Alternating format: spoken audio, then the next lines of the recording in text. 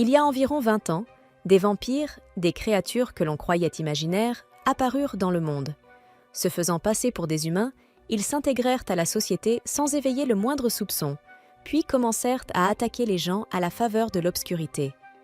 L'humanité se mit alors à les craindre et toutes sortes de rumeurs se propagèrent. Certains affirmaient qu'ils possédaient des capacités dépassant l'intelligence humaine. D'autres disaient que si l'un d'eux vous mordait, vous deviendriez vous-même un vampire. On racontait aussi qu'il n'existait aucun moyen de les tuer et qu'ils pouvaient se cacher juste à côté de vous. Au final, les gens n'eurent d'autre choix que de se soupçonner mutuellement. Suha fut admise à l'Académie des Olas, une école de nuit. Les cours commençaient à 21h, un rythme auquel elle allait devoir s'habituer. Le conseiller s'excusa en expliquant qu'il n'acceptait normalement pas d'élèves transférés à cette période de l'année, mais comme il n'y avait plus de place dans le nouveau dortoir, ils avaient temporairement préparé l'ancien pour elle. De plus, selon le règlement, les élèves n'avaient pas le droit de quitter l'établissement après le coucher du soleil. On lui recommanda aussi de ne pas se promener seule, d'autant plus qu'un autre meurtre avait eu lieu récemment dans les environs, crime que l'on murmurait être l'œuvre de vampires. En entendant cela, Suha eut un sursaut. Cependant, l'académie était réputée pour ses examens d'entrée extrêmement stricts, si bien que le conseiller l'assura qu'il était impossible qu'un vampire ait infiltré les élèves ou le personnel. Ils croisèrent alors un autre étudiant, qui s'arrêta un instant, croisant le regard de Suha. Il s'excusa, puis poursuivit son chemin vers l'ancien dortoir. Sa chambre était rudimentaire, et pourtant, Suha était ravie. C'était l'école la plus célèbre de Riverfield City, connue pour exclure rigoureusement les vampires. Elle était si heureuse qu'on ne penserait plus jamais qu'elle en était une. Cette fois, elle allait vivre une vie scolaire normale, c'était certain. Une chambre isolée et sale n'était rien face à sa force surhumaine. Mais lorsque le garçon entra soudain et la vit soulever le lit sans effort, elle fut envahie par les souvenirs de son enfance horrible, quand les gens l'accusaient d'être un vampire. Affolée, elle lui assura qu'elle n'en était pas un, et il la crut. Après tout, aucun vampire ne pouvait entrer ici. Quoi qu'il en soit, elle refusait d'être soupçonnée, car elle détestait les vampires. Cela prit le garçon au dépourvu. Elle se souvint qu'il lui avait dit être venu chercher un livre et se précipita pour le lui donner. C'était un ouvrage sur les légendes anciennes. Elle se mit aussitôt à parler à toute vitesse, expliquant qu'elle aimait lire elle aussi, puis s'interrompit brusquement pour s'excuser d'avoir trop parlé. Elle était simplement heureuse que quelqu'un voie enfin qui elle était vraiment sans la soupçonner d'être un vampire. Après son départ, il revint soudain dans la pièce pour lui demander son nom. Déconcertée, elle rougit, tandis que lui pensait que Suha était plutôt mignonne. Il s'appelait Ellie et était en dernière année. Plus tard, il en parla avec ses amis, Gino aux cheveux rouges et Shion le blond, leur expliquant que Suha logeait dans l'ancien dortoir qu'ils utilisaient autrefois comme débarras. Shion râla qu'il ne pourrait plus y traîner, mais Ellie répondit que si, à condition de se lier d'amitié avec elle, surtout que Shion était si doué pour discuter. Jaka rappela que leurs affaires s'y trouvaient encore. Noah ajouta qu'ils devraient trouver un moment pour aller les récupérer. Solon et John arrivèrent à leur tour, curieux de savoir de quoi ils parlaient. John leur rappela alors qu'ils ne devaient pas se montrer amicaux avec les autres élèves. Ellie comprenait ce qu'il voulait dire, mais il sentait quelque chose de différent chez Suha. Il se sentait étrangement attiré par elle. Solon se demanda même si leur espèce était capable de ressentir ce genre d'émotions. Et puis, même s'ils se rapprochaient d'elle, les humains ne les accepteraient jamais. Cela dit, il se demandait aussi pourquoi tout le monde se trouvait dans sa chambre. Le premier jour de classe, Suha inspira profondément pour calmer ses nerfs. Elle aperçut Ellie avec ses amis et courut vers lui, mais entendit Solon leur dire de ne pas s'impliquer avec une nouvelle élève transférée. Ellie la remarqua, et tandis que tous les regards se tournèrent vers elle, Suha se demanda si c'était vrai. Si personne ici non plus ne l'accepterait. Il ne s'attendait pas à la voir aussi triste. Shion s'avança aussitôt pour la saluer et lui serra la main avec enthousiasme. Geno intervint, traitant Shion d'enfant à problème et affirmant qu'elle ne devait pas s'approcher d'eux, mais qu'elle pouvait devenir son amie à lui à la place. John entra alors et lui dit de ne pas se soucier des paroles de Solon, car ils n'étaient pas d'accord avec lui. Il ajouta que c'était leur devoir en tant qu'humains. Une chose très humaine à dire, selon lui, Il fallait se montrer gentil avec les élèves transférés. Suha était heureuse, même si Shion se montrait froid avec elle. Comme il restait encore du temps avant le début des cours, Ellie lui proposa de lui faire visiter l'école, et les autres garçons voulurent se joindre à eux, tous sauf Shion.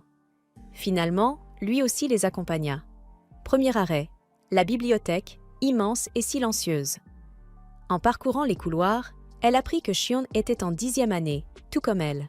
John et Geno étaient en 11e, et bien sûr, Ellie était le plus âgé. Il y avait aussi 2 élèves de 9e année, Jaka et Noah, qui traînaient souvent avec eux. Ils étaient proches parce qu'ils avaient grandi dans le même orphelinat. Aucun d'eux n'avait de parents.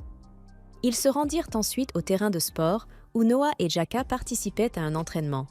Les deux étaient farouchement compétitifs et s'entraînaient toujours plus que les autres. Soudain, une balle de nuit fonça droit sur Suha. John s'interposa aussitôt pour la protéger.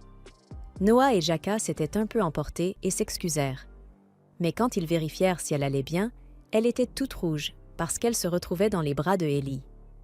On la remercia, mais elle prétexta avoir oublié quelque chose et s'enfuit vers sa chambre. Près de son dortoir, elle remercia Shion qui l'attendait là.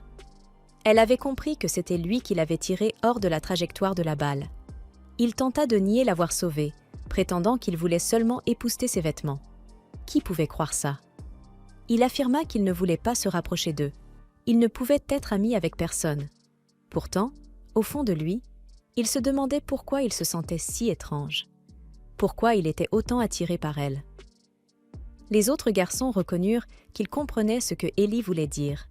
Elle avait comme un charme mystérieux, une force invisible qui tirait sur leurs cordes sensibles, comme si elle leur donnait envie d'exaucer tous ses souhaits. Shion se demanda si c'était ça, l'amour. Pendant ce temps, Suha se mit à pleurer, disant à Shion qu'elle acceptait de ne plus les saluer. Il soupira et lui dit de ne pas se faire de fausses idées. Ce n'était pas qu'il ne l'aimait pas, mais il ne pouvait pas lui révéler pourquoi. Le lendemain, Ellie l'attendait devant sa porte. Il voulait aller en cours avec elle. Il était très populaire. Tous les élèves le saluaient dans les couloirs.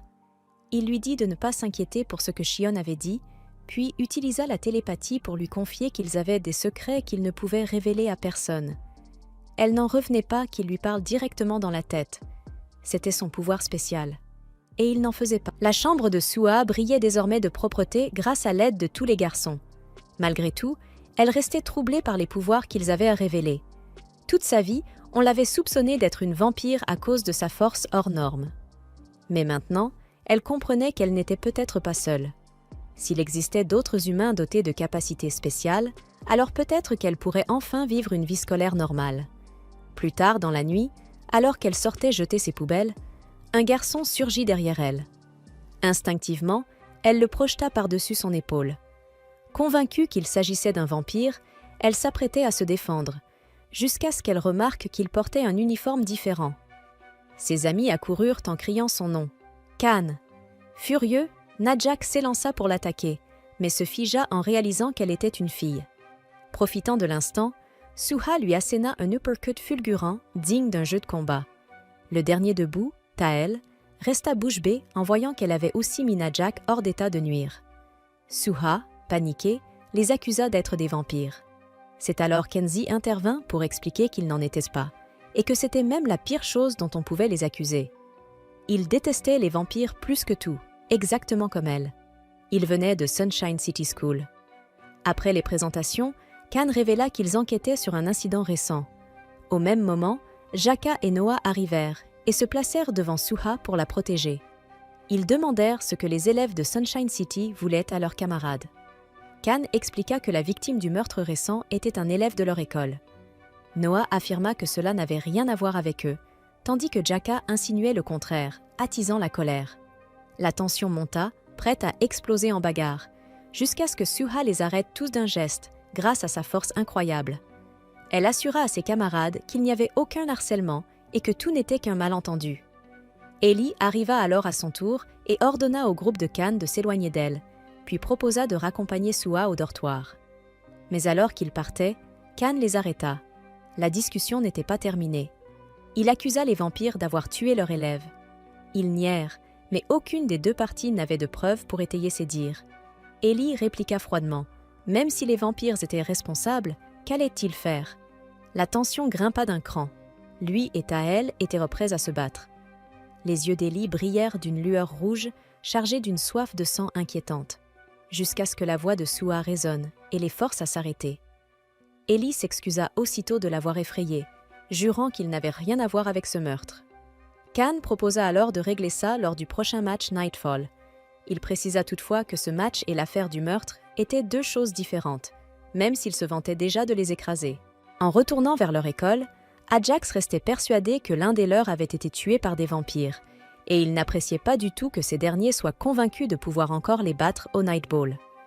En apercevant Solon près d'une fenêtre, Enzi s'excusa soudain, prétextant qu'il avait quelque chose à faire. Khan lui lança de rester à l'écart des vampires. Ailleurs, Solon contemplait la lumière de la lune. Elle semblait l'appeler. Sans réfléchir, il s'avança dans son éclat, tendant la main vers l'astre. Aussitôt, des lignes de fourrure apparurent sur sa peau et ses ongles s'allongèrent en griffes acérées. Enzi arriva à ce moment-là et vit toute la scène. Il ne s'était pas revu depuis le match de Nightball de l'année précédente, et l'apparence actuelle de Solon ne laissait aucun doute. C'était un loup-garou, et Enzi l'était lui aussi. Solon reprit rapidement forme humaine et affirma sèchement qu'il n'était pas semblable. Il détestait être associé au loup-garou et ses amis ignoraient totalement cette facette de lui. Les hybrides vampire-loup étaient extrêmement rares, surtout quand on savait que leurs espèces avaient toujours été ennemis jurés. Enzi lui demanda des explications, mais Solon n'était pas obligé d'en donner. Alors Enzi révéla que l'élève assassiné portait des marques de morsures évidentes au cou et que tout son sang avait été vidé. Solon répondit fermement qu'il n'aurait jamais fait une chose pareille. Certes, il ressentait parfois cette pulsion, comme les loups-garous sous la pleine lune, mais il ne s'en prenait jamais aux humains. Lui et ses amis n'étaient pas comme les autres vampires. À leurs yeux, c'étaient justement les autres vampires qui étaient dans l'erreur. Pourquoi pensait-il qu'ils étaient les seuls différents? Demanda Enzi. Lorsqu'il l'interrogea sur la naissance d'un hybride loup-garou et vampire, Solon avoua qu'il ne refusait pas de répondre, simplement qu'il n'en savait rien. Même lui ignorait ce qu'il était réellement. Ses amis non plus ne connaissaient pas leurs origines. C'était comme s'ils avaient été créés quelque part, puis s'étaient réveillés un jour d'un long rêve. Quoi qu'il en soit, ils n'avaient rien à voir avec ce meurtre, et ils ne considéraient pas les autres vampires comme leurs semblables. Enzi ne pouvait qu'espérer qu'il disait la vérité. Après tout, au moins la moitié de Solon était comme lui. Il lui tendit la main pour sceller une trêve, mais Solon ne put se résoudre à la serrer. Ils se séparèrent alors. De retour au dortoir, Sua remercia encore les garçons de l'avoir sauvé. Jaka et Noah expliquèrent qu'ils l'avaient simplement aperçue en revenant de l'entraînement. Mais alors, comment Ellie avait-il su qu'elle était en danger? On aurait dit qu'il pouvait la ressentir. Pourtant, il prétendit qu'il ne faisait que passer par là. Elle était tout de même heureuse qu'il soit venu. Avant d'entrer dans sa chambre, elle mentionna que Khan et ses amis détestaient les vampires et qu'elle avait l'impression qu'ils se ressemblaient. Ellie en resta stupéfait. Apparemment, il y a longtemps, une amie à elle avait été tuée par un vampire, ce qui expliquait cette haine profonde. Une fois dans sa chambre, elle se laissa tomber sur le lit, soulagée que les garçons ne se soient pas battus. Pourtant, elle ne cessait de se demander ce qu'avait été cet instant étrange. Elle avait ressenti une impulsion soudaine, comme une certitude qu'elle devait arrêter Ellie immédiatement, sinon quelque chose de terrible se serait produit. Jaka trouvait Suha anormale, et John partageait cet avis. Ce n'était pas seulement parce qu'elle était aussi forte que lui. Ce n'était pas ça qu'il voulait dire. Sur le chemin du retour après l'entraînement, ils avaient senti une quantité d'énergie incroyable. Quand ils avaient cherché la source, ils avaient découvert que c'était Sua qui dégageait cette puissance. Une force immense, comme ils n'en avaient jamais ressenti auparavant. Et lorsque la bagarre avait failli éclater, elle les avait stoppés net. Leur corps s'était figé, comme enchaîné par ses paroles. Solon entra alors, demandant pourquoi tout le monde se trouvait encore dans sa chambre. Certes, ils utilisaient la pièce de Suha pour se réunir d'habitude, mais sa chambre à lui était la plus propre, alors il ne pouvait pas vraiment leur reprocher. Celle de Shion l'était aussi, mais lui n'avait aucune envie de nettoyer après les autres, malgré le fait qu'il avait prétendu adorer faire le ménage en aidant Suha. Dans sa tête, il ricana. « Je plaisante, hihi !» Jaka mentionna les loups-garous qui étaient pourvenus rôder, mais Solon le savait déjà, prétendant qu'il avait senti leur odeur désagréable. Avec les récentes attaques de vampires, les soupçons retombaient encore sur eux. Il n'y pouvait rien. Mais Ellie ne voulait pas que Suha se fasse de fausses idées, ni qu'elle se mette à les détester pour ça. C'était précisément pour cette raison que Solon ne voulait pas qu'ils deviennent ses amis. Pourtant, ils n'avaient pas pu s'empêcher de lui montrer leur pouvoir. Étrangement, les garçons eux-mêmes ignoraient quels étaient ceux de Solon. Ils se demandaient même s'il n'était pas tout simplement un humain ordinaire. Quoi qu'il en soit, personne ne voulait que Suha les haïsse. Alors, Solon leur ordonna de se contenter d'échanges polis et d'arrêter d'être aussi familiers avec elle. Ils acquiescèrent tous, même si, au fond, ils savaient très bien que ce serait impossible. Le lendemain, Cheon s'approcha de Suha pour l'inviter à sortir avec lui ce week-end. Si tu veux, je peux continuer la traduction dans le même style narratif pour la suite. Solon apparut derrière Cheon et le gronda aussitôt. Mais Cheon l'ignora totalement et demanda simplement à Suha de venir avec lui à la place et à la plage. C'était hors de question pour Solon de laisser faire ça. Il déclara donc qu'il les accompagnerait. Alors que les deux commençaient à se disputer, Solon prévint les autres de ce que Cheon avait fait, persuadé qu'il prendrait son parti. Pourtant, au lieu de ça, ils décidèrent tous de venir eux aussi. Ellie, lui, choisit de demander personnellement à Suha, rendant son invitation un peu plus spéciale. De retour dans sa chambre, Suha hésitait devant ses vêtements. Elle n'arrivait toujours pas à croire qu'elle allait sortir avec des amis. Des souvenirs d'enfance lui revinrent. À l'époque, Chris l'avait approchée pour lui demander si elle était un vampire. Il lui avait dit qu'elle devait simplement dire aux autres qu'elle ne l'était pas, mais elle n'en voyait pas l'intérêt. Personne ne l'aurait cru. Lui, en revanche, ne pensait pas qu'elle en était un. Les autres disaient aussi des choses étranges sur lui à cause de sa jambe cassée. Alors, selon lui, ils se ressemblaient. Ils étaient devenus amis, et chaque jour passé avec lui avait été rempli de joie. Pour la première fois de sa vie, elle avait eu envie de partager son secret avec quelqu'un. Elle lui avait montré sa force surhumaine en soulevant un énorme rocher devant lui. Chris avait été surpris, mais au lieu d'avoir peur, il l'avait trouvé incroyable, spécial. Pour lui prouver qu'il lui faisait entièrement confiance, il lui avait même permis de mordre son cou. Et comme rien ne s'était produit, il avait démontré qu'elle n'était pas un vampire. Peu importe ce que les autres diraient, lui la croirait toujours. Le week-end arriva, et la ville débordait de monde profitant des activités et de l'animation. Suha fut la première à arriver, attendant près d'un monument. Quelques secondes plus tard, Cheon la rejoignit et complimenta sa tenue, la trouvant adorable. Elle demanda où étaient les autres, et il répondit qu'ils étaient trop occupés. Son expression s'assombrit aussitôt. Passer toute la journée seule avec Cheon n'était pas vraiment ce qu'elle souhaitait. Elle pensa à envoyer un message à Ellie, mais craignit de le déranger puisqu'il était censé être occupé. Malgré tout, elle aurait préféré qu'il la prévienne à l'avance. Elle passa donc du temps avec Cheon, visitant les coins gourmands de la place et prenant des photos amusantes. Puis, ils s'arrêtèrent à un camion de glace pour s'offrir une douceur. Pendant ce temps, les autres vampires étaient enfin prêts à sortir. C'est seulement à ce moment-là qu'ils réalisèrent que Cheon avait disparu, alors qu'ils savouraient tranquillement une glace avec Suha. John le contacta alors. Cheon avait clairement donné une mauvaise heure de rendez-vous, juste pour profiter d'un moment seul avec elle.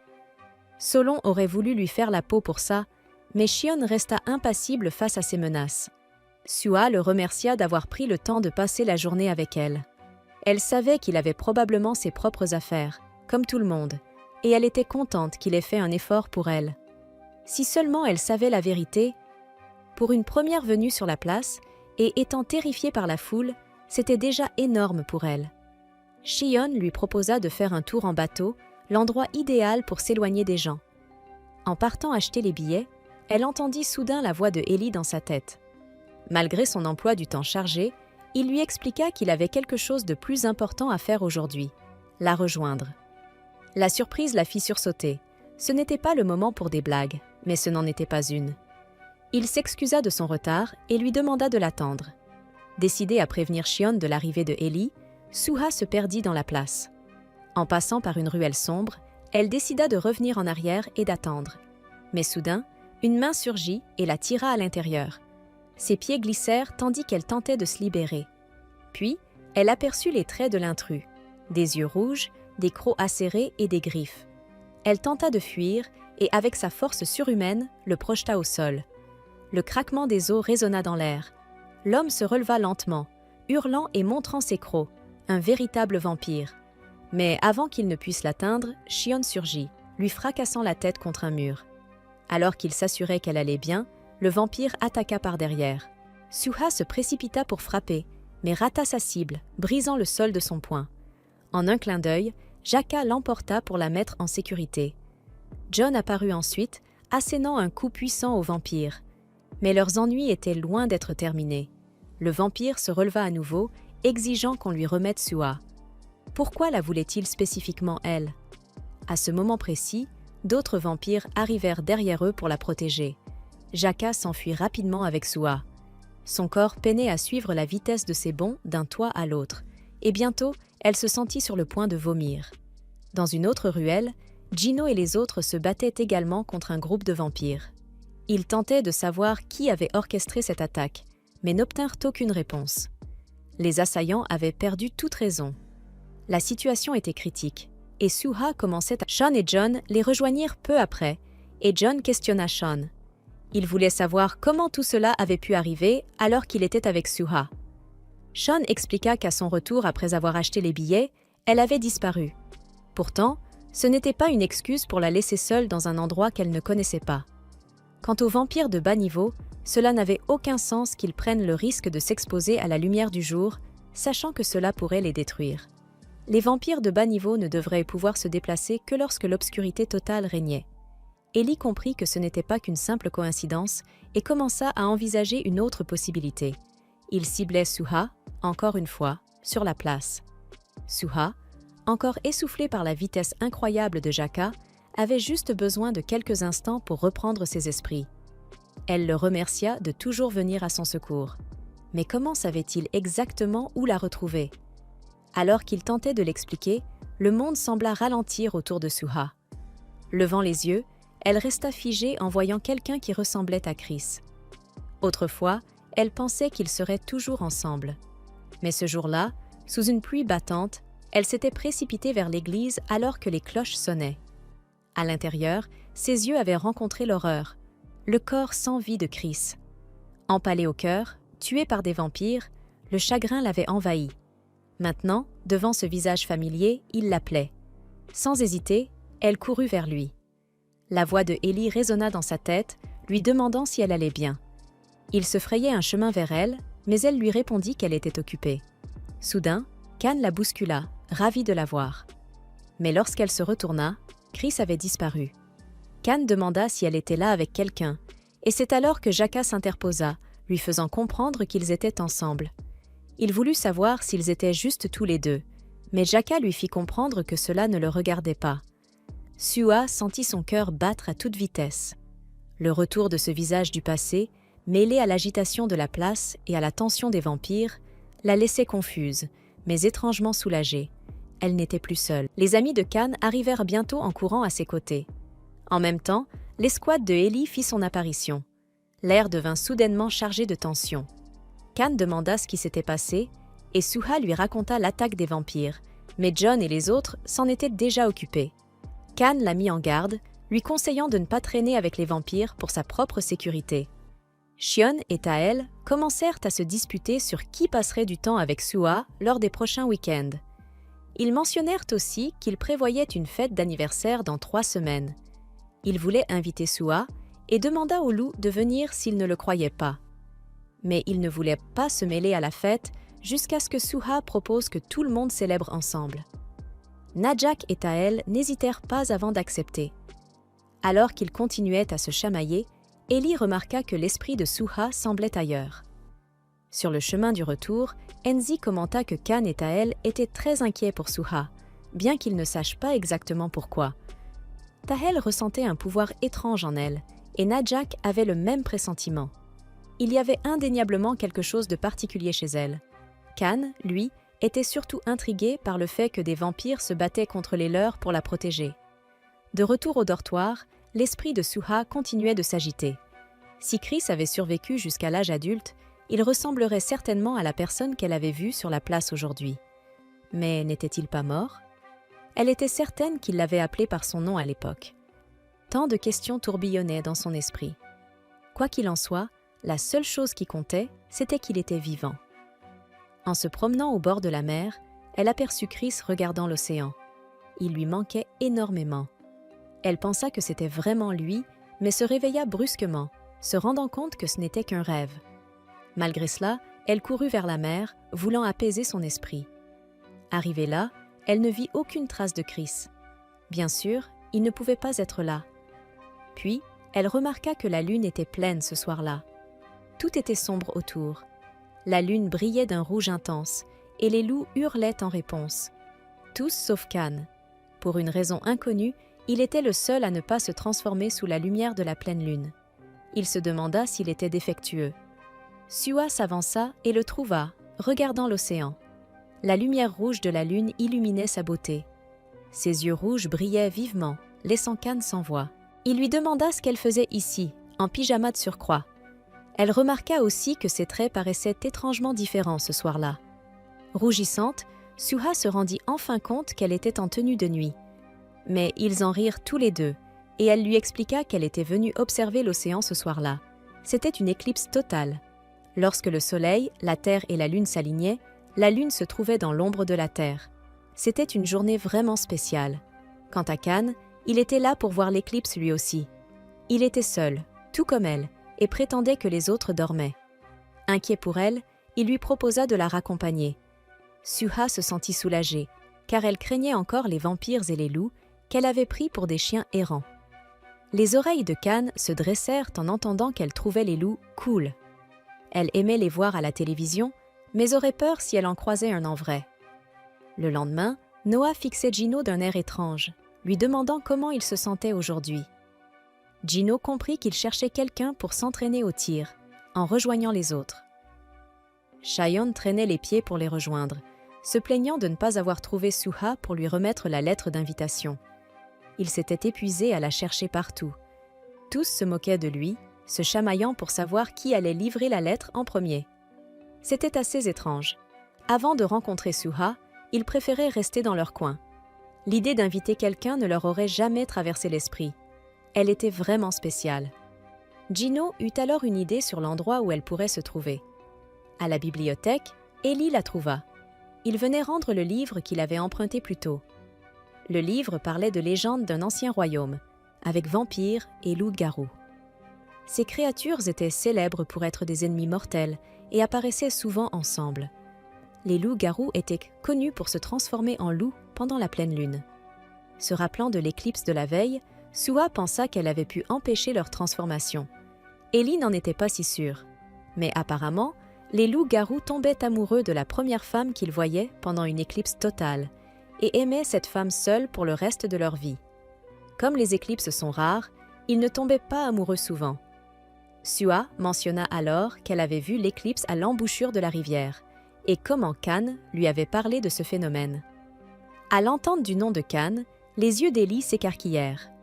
Une légère ombre passa sur son visage, apprenant qu'elle avait rencontré Kan lors de la nuit de l'éclipse totale. Pendant un instant, elle remarqua l'ombre qui passa sur son visage. Elle se demanda pourquoi ils ne s'entendaient pas. Était-ce parce qu'ils fréquentaient des écoles rivales?